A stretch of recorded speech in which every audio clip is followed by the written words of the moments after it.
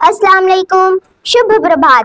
या कार्यक्रमाचे अध्यक्ष आदरणीय प्रमुख पाहुणे आमच्या शाळेचे सन्माननीय अध्यक्ष हुजैफा हुदाई सर, मुख्याध्यापिका इफ्रान नाज मॅम, सर्व शिक्षक आणि माझे प्रिय मित्र, सर्वांना 79 स्वातंत्र्य दिनाचे हार्दिक शुभेच्छा।